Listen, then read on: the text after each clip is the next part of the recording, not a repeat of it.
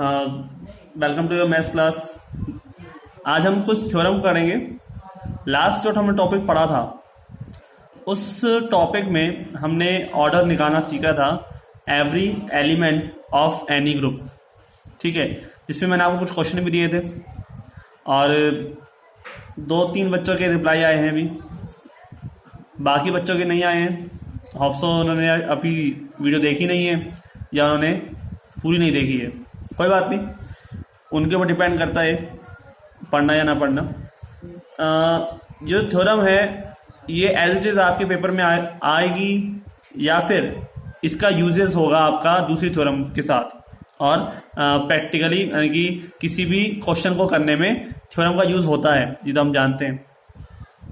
तो थ्योरम क्या कहती है कि यदि A belongs to G star है, कोई एक एलिमेंट है जो G में से आता है और उसका ऑर्डर है n, यानी कि n बार A को मैं मल्टीप्लाई करूं यानी कि संख्या लगाऊं स्टार, तो वो E के बराबर हो जाएगा। और एक और है m, एक n ऋणात्मक पूर्णांक है, तो A की पावर m बराबर भी E होगा यदि और केवल यदि m n का गुणन हो। ठीक है, यानी कि हम कहें तो यदि m का मान 5 है या m का मान 10 है और n का मान क्या है 5, इस तरह से, या इसका मान 2 है तो इसका मान 4 है, आपस में गुणन हो, m जो है वो n का गुणन हो। यानी कि मैं यहाँ पर q का मान 5 रख दूं या जो भी रख दूं, ये इसका मल्टीपल होना चाहिए। ठीक है, जैसे मैं आपसे कहूं कि यदि a की पावर 2 इक्वल टू अगर e आ रहा है, ठीक है, तो a की पावर 4 बराबर भी e होगा। अगर a की पावर 4 बराबर e है तब जब 2 और 4 कैसे हैं, आपस में गुणन है यानी कि मल्टीपल है। राइट, ये चीज हमको प्रूफ करनी है। यदि और केवल यदि आ रहा है तो हम जानते हैं कि ये जो चीज है दोनों तरफ से प्रूफ होगी। तो फर्स्ट हम इसको प्रूफ करते हैं और सीधे तरीके से, यानी कि स्टार्टिंग लेके चलते हैं हमारे पास प्रूफ में। तो हम ये मान चलते हैं कि a की पावर m बराबर e है और m n का गुणन होगा, ये हमें प्रूफ करना है। ठीक है, m n का गुणन होगा, ये हमें प्रूफ करना है और a की पावर m बराबर e है। अगले वाले स्टेप में हम ये प्रूफ करेंगे कि m n का गुणन है और a की पावर m बराबर e हमें प्रूफ करना है। ठीक है, तो इसे हम कहेंगे प्रतिबंध की आवश्यकता।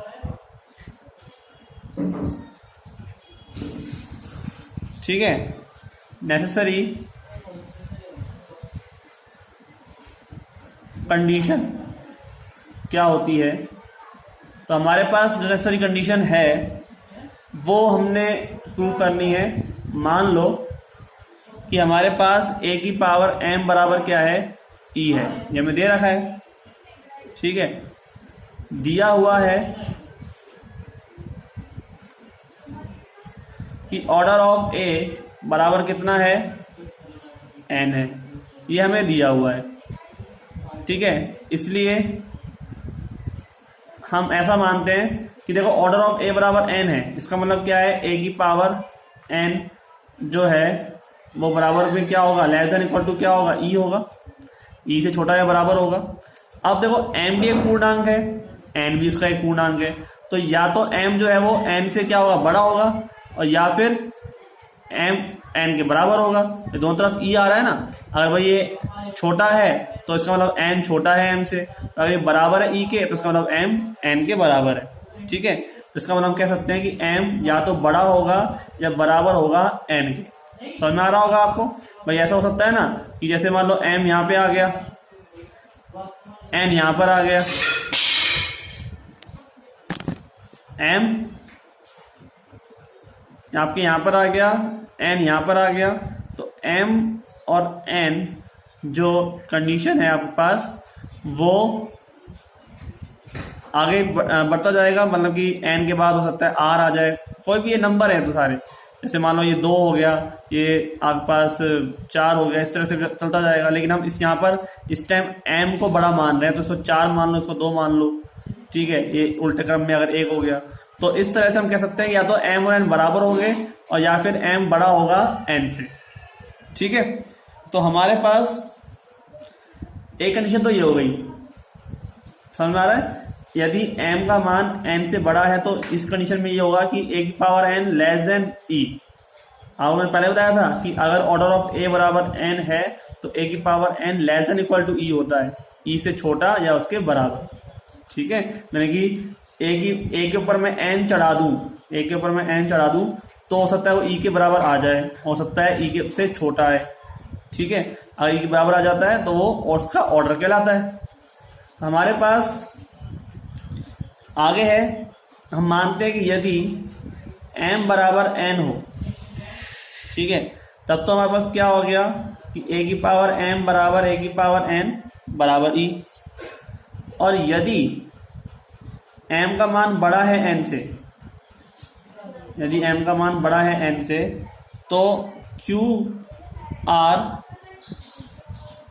ऐसे पूर्णांक संख्याएं विद्यमान होंगे कि, ठीक है, यदि m बड़ा है n से तो q और r ऐसे पूर्णांक संख्याएं विद्यमान होंगे कि m बराबर n q प्लस r।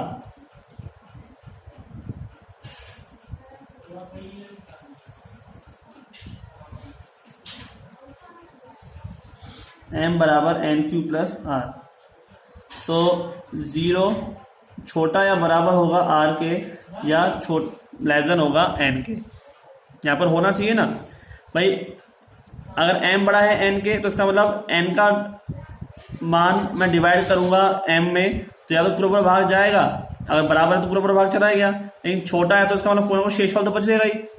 ठीक है, जैसे हम कह सकते हैं कि अगर m का मान 5 है और n का मान यहाँ पर मान लेते हैं 2 है, ठीक है, तो 2 छोटा है किससे, 5 से, लेकिन 5 में मैं क्या लिख सकता हूँ कि 2 गुणा 2 प्लस 1 सकता हूँ ना, 2 गुणा 2 प्लस 1 ये तो लिखूंगा मैं।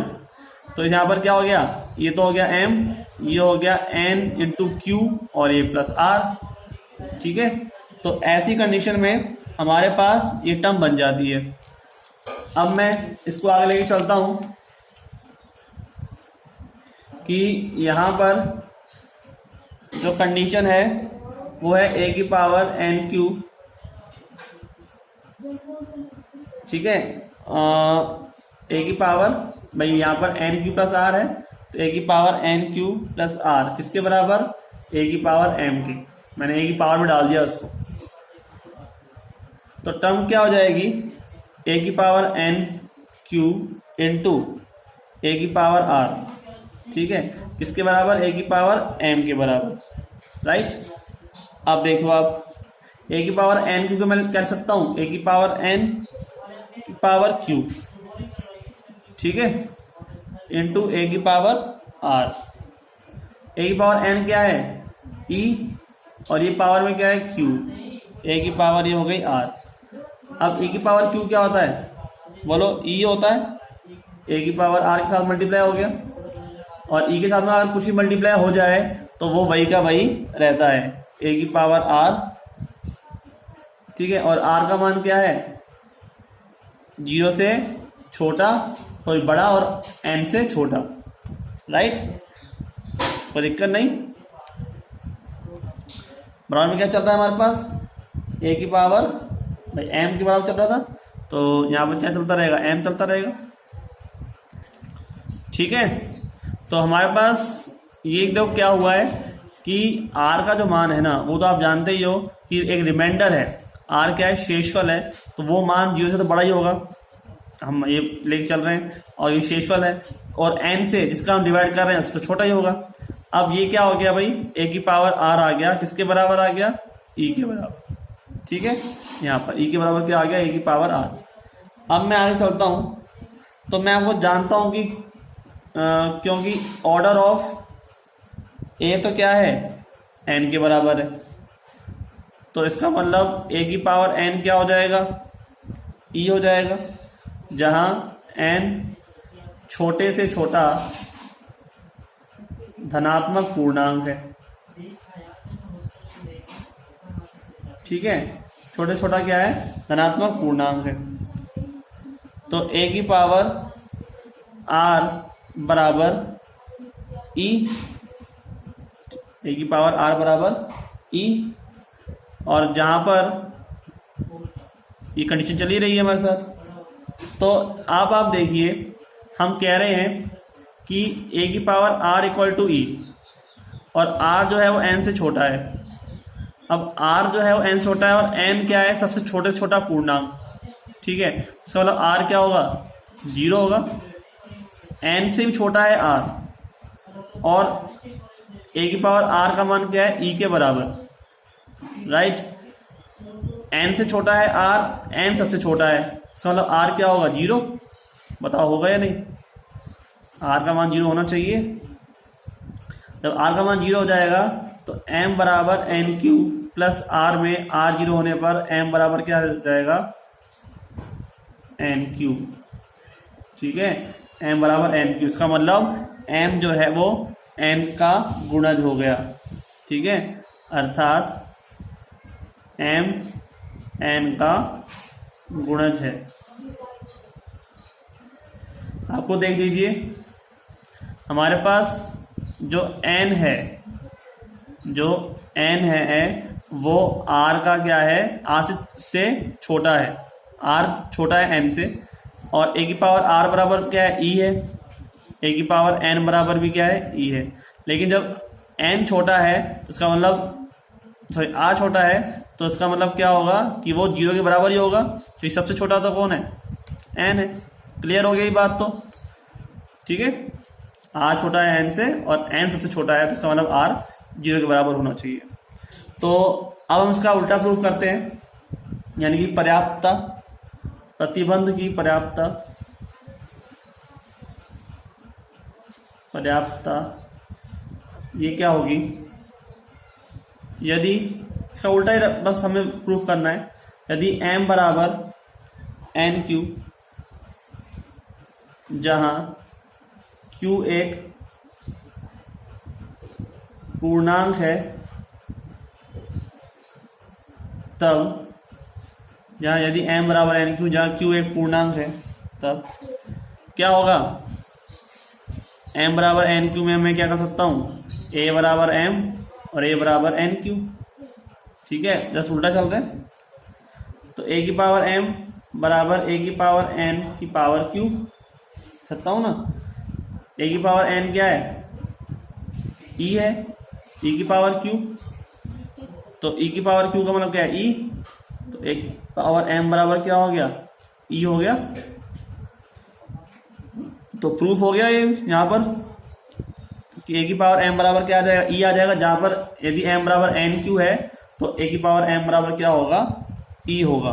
e हमने यहाँ पे प्रूफ कर दिया। तो a की पावर m बराबर e, और m जो है वो n का गुणज है। ठीक है, ये चीज थी हमारे पास, ध्यान से देख लो। यदि a की पावर m बराबर e है तो m n का गुणज होगा, यदि m n का गुणज होगा तो a की पावर m बराबर e होगा, तभी ये डबल साइन हमने यहाँ लगाया है। ठीक है, समझ में आ गया ये चीज, कोई दिक्कत नहीं। तो ये थ्योरम आपकी हुई कंप्लीट। ऐसे एक थ्योरम और करते हैं। तो नेक्स्ट जो वीडियो हमारे पास लेक्चर है, इस थ्योरम के अंदर हम देखते हैं कि किसी ग्रुप समूह के प्रत्येक अवयव की कोटि परिमित होती है, तथा यह या तो ग्रुप के कोटि के बराबर होती है या इससे कम होती है। ये चीज मैंने आपको लास्ट में जब वीडियो हमने रखी थी उसमें मैंने आपको बताया था ना मैंने आपको। जहां से पढ़ सकते हो आप कि यह जो ऑर्डर ऑफ g है वो लेस देन इक्वल टू होता है ऑर्डर ऑफ a, जहां पर a बिलोंग्स टू क्या है, g कोई ग्रुप है और a उसका एलिमेंट है। ठीक है, a कोई एलिमेंट है उस ग्रुप का। तो ये चीज हम यहाँ पे प्रूफ करेंगे कि ऑर्डर ऑफ g छोटा या उसके बराबर होगा किसके, ऑर्डर ऑफ a के। ठीक है, तो माना हमारे पास जी डॉट एक परिमित ग्रुप है। हमने यहाँ पे डॉट लिया है, डॉट माने कि गुणा के लिए परिमित ग्रुप, ठीक है। आप चाहे डॉट के लिए लो, स्टार ही मान लो, ठीक है। आप सोचोगे कि सब प्लस क्यों नहीं लिया, आप स्टार लेके चलते हैं। तो हमारे पास जिसका ग्रुपांक यानी कि ऑर्डर, जिसका ग्रुपांक माने ऑर्डर एन है, ठीक है। माना ए बिलोंग्स टू जी, राइट, तथा ए स्क्वायर, ए क्यूब और ए की पावर एन, ठीक है। ये सभी इसके अवयव हैं जी के। अब आप देखिए हमारे पास जो एलिमेंट है, अगर हम माने कि ए की पावर 0 या तो 1 है, वो किसके बराबर है, ई के, क्योंकि तस्मक अवयव के बिना तो बन सकता ही नहीं है ग्रुप। याद रखना, अगर किसी भी समुच्चय में तस्मक अवयव नहीं है तो आपका ग्रुप नहीं बन सकता, ठीक है। बिना उसके नहीं बन सकता, चाहे आपके कितने ही एलिमेंट क्यों ना हो। और अगर केवल तस्मक अवयव हो तो किसी की जरूरत नहीं है, राइट। आगे समझाऊंगा मैं आपको ऐसा कैसे हो सकता है। तो ए की पावर एन प्रत्येक जी का अवयव है, ये भी हो गया अवयव, ठीक है। अब हमारे पास क्या होगा, ठीक है। तो प्रत्येक अब जी का अवयव हो जाएगा। इसमें हम कहते हैं कि कितने अवयव हैं। अगर ग्रुप जी है, ग्रुप एन है, जी का ग्रुपांक ऑर्डर कितना है, एन है, तो इसका मतलब इसमें कितने एलिमेंट होंगे, एन एलिमेंट होंगे। लेकिन आप यहाँ पे काउंट करो, यहाँ पे कितने एलिमेंट हैं, एक तो ये रहा और बाकी एन ये वाले, यानी कि एन प्लस 1 एलिमेंट है, ठीक है भाई। जी में तो केवल एन अवयव हैं, लेकिन इनमें संख्या n प्लस एन 1 है, एक संख्या बढ़ गई। इसका मतलब क्या होगा कि कोई दो एलिमेंट आपस में कैसे होंगे, बराबर होने चाहिए, सभी अलग अलग नहीं हो सकते। यानी कि जो ई है वो इनमें से ही किसी के बराबर होगा, ठीक है। या हम कह सकते हैं कि दो कोई भी एलिमेंट आपस में बराबर होने चाहिए। तो अर्थात कोई दो अवयव समान होंगे, ठीक है। कोई दो अवयव कैसे होंगे, समान होंगे। तो हमारे पास मान लेते हैं, माना कोई दो अवयव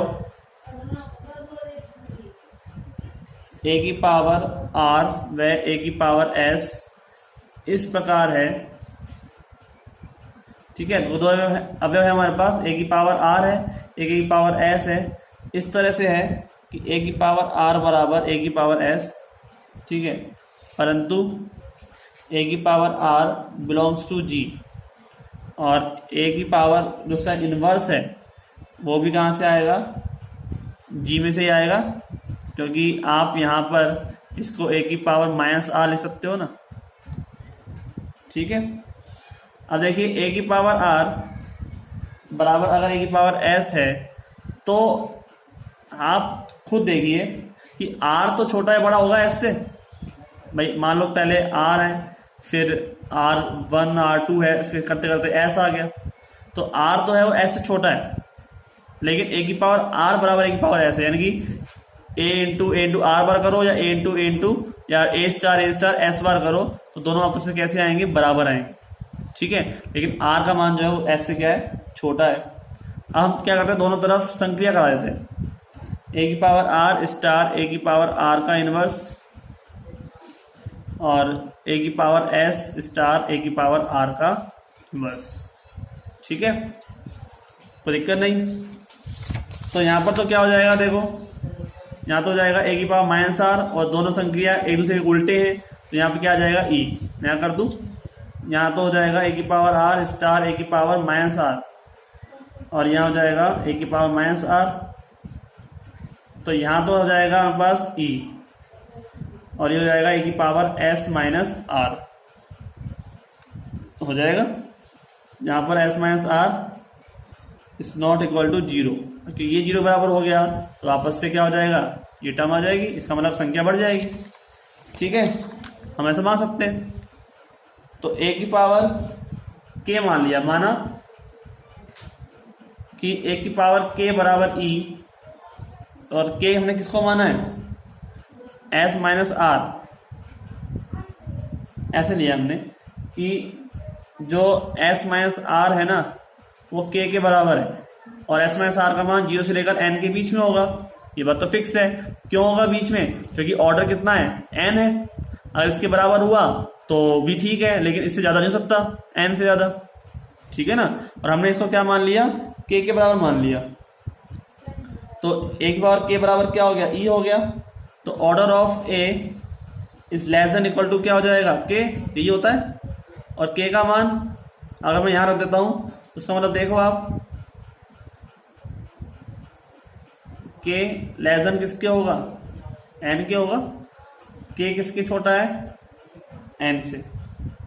ठीक है, k n से छोटा है। n किसका ऑर्डर है, देखो order of a less than equal to क्या है, k। इसका मतलब क्या है, ऑर्डर ऑफ ए परिमित राशि है, क्योंकि किसी ना किसी वैल्यू से कम आ रही है, किसी न किसी वैल्यू से कम आ रही है। इसका मतलब क्या है, परिमित है, फाइनाइट है।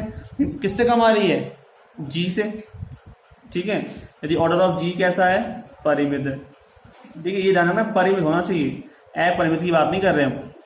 ऑर्डर ऑफ ए परिमित है, यदि ऑर्डर ऑफ जी परिमित है, तो इसका मतलब क्या हुआ, order of a less than equal to order of G. Order of a less than equal to order of G, ये जी का तो ऑर्डर है, जी को हमने क्या लिया है, एन ऑर्डर का लिया है। तो इसका मतलब क्या हुआ कि ऑर्डर ऑफ ए ग्रुप के ग्रुपांक से कम या बराबर है।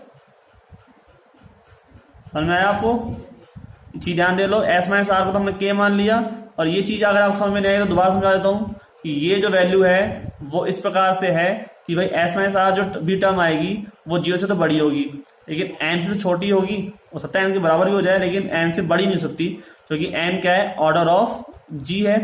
ठीक है भाई, किसी भी टर्म का मैक्सिमम मान कितना है, एन है, तो एस माइनस आर तो उसके बीच में अवयव आ रहे हैं ना। तो इस तरह से है कि ए की पावर 0, ऐसे करते करते ए की पावर एस यहाँ आ गया, और एस माइनस आर लगा लो, करते करते ए की पावर एन यहाँ आ गया। तो एस माइनस आर तो छोटा होगा। ठीक है, एस माइनस आर ए में मत लगाओ, आप तो ऐसे लगाओ 0, और करते करते एस माइनस आर और फिर एन। ठीक है, इस तरह से। तो आज के लिए इतना ही। हो सकता है कि आगे की जो क्वेश्चंस हैं और भी थोड़े से बनेंगे, इसलिए इस तरह के थ्योरम्स को आपको प्रॉपरली अच्छी तरह याद, मतलब समझ के और नोट करना है। तो मिलते हैं नेक्स्ट वीडियो में। धन्यवाद।